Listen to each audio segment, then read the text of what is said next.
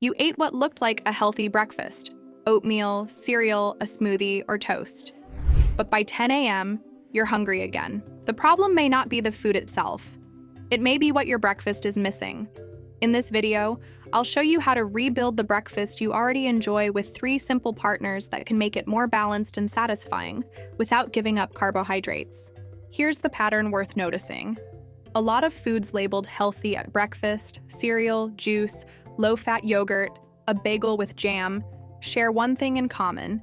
They're mostly carbohydrate, often refined or fast digesting, with very little protein, fat, or fiber alongside it. That combination can leave you full for maybe an hour, sometimes less, before real hunger sets back in. So today we're covering 3 things: what's actually missing from most typical healthy breakfasts, why this specifically causes hunger rather than just a lack of energy, and exactly how to rebuild your usual breakfast so it holds you until lunch. Let's start with what's actually on your plate. Section 1. The hidden problem with most healthy breakfasts. Take a bowl of cereal with skim milk. It looks like a reasonable light breakfast, and it's often marketed with words like whole grain or fortified with vitamins. But most cereal is primarily refined carbohydrate, and even whole grain versions typically contain only a few grams of protein and fiber combined per serving. Nowhere near enough to meaningfully slow digestion. The same pattern shows up in a lot of other breakfast staples. Fruit juice is essentially sugar with the fiber removed, since juicing strips out most of the pulp that would normally slow absorption. A bagel with jam pairs refined flour with added sugar, 2 fast-digesting carbohydrates stacked directly on top of each other. Even a smoothie made mostly from fruit without a real protein or fat source added in can behave a lot like a glass of juice, digesting quickly despite feeling like a wholesome choice.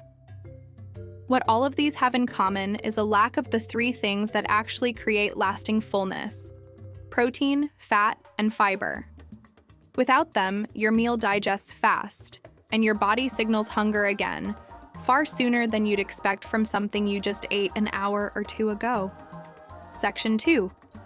Why this specifically causes hunger. Here's the mechanism behind that hunger, and it's the same one we've covered with other pairings on this channel. Protein and fat both slow gastric emptying, meaning they slow down how quickly food leaves your stomach and moves into your small intestine. Fiber adds bulk and slows down how quickly carbohydrates are broken into sugar and absorbed.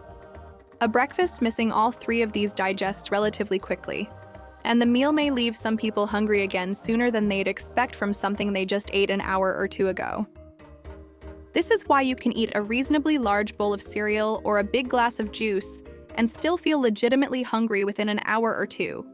Your stomach isn't empty in a literal sense yet, but the hormonal signals driving hunger have already kicked back in because the meal didn't have the components needed to hold that signal off. There's also a fullness hormone angle worth mentioning.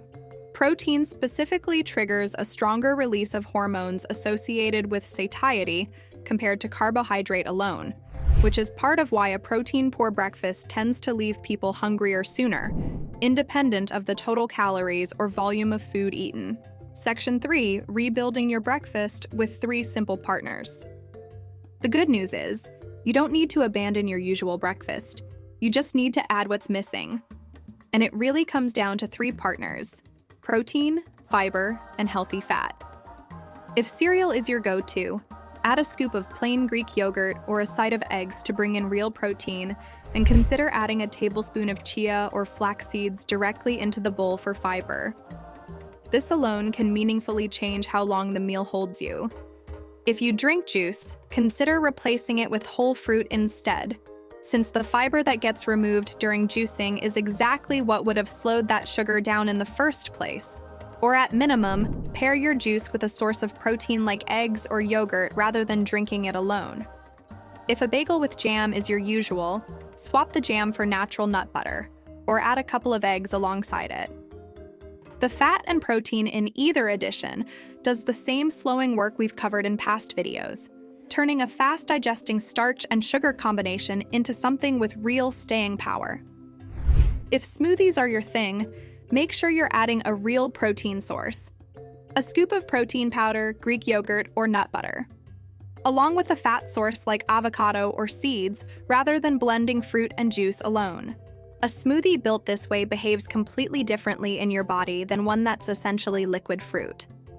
The underlying formula is the same across every version: protein plus fiber, with fat as a helpful addition, applied to whatever breakfast you already like, rather than an entirely new meal you have to force yourself to eat. Section 4. A quick self-check. Here's a simple way to know if your current breakfast is part of the problem. If you're consistently hungry within 1 to 2 hours of eating, distracted by food thoughts, or reaching for a mid-morning snack most days, that's a strong signal your breakfast is missing enough protein, fat, or fiber to hold you. Compare how you feel after a breakfast built around eggs or Greek yogurt with berries and nuts, versus how you feel after cereal or a plain bagel. Most people notice a real obvious difference within just a few days of trying the rebuilt version, since the effect on hunger and energy tends to be fairly immediate rather than something that takes weeks to show up. Section 5. Why this connects to more than just feeling hungry. This pattern matters beyond just the discomfort of an early hunger pang. When a breakfast leaves you hungry within an hour or two, that hunger tends to compound across the rest of the day.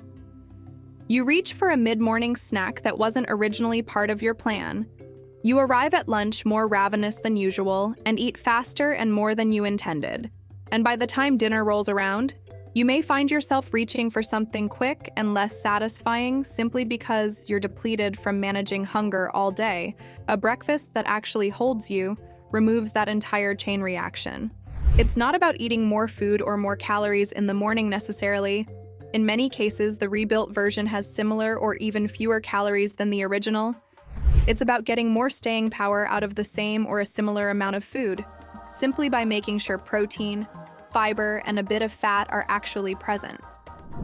Tomorrow morning, don't replace your entire breakfast. Add the partner it's missing, then notice how satisfied you feel over the next few hours. Which breakfast should I match next? Tell me in the comments. And subscribe to the Matchmaker Diet for more everyday foods that work better together. Small additions like these compound over the course of a week. Steadier energy in the morning tends to mean fewer impulsive snack decisions by afternoon, and fewer impulsive decisions by afternoon tends to mean an easier time sticking to whatever your actual goals are.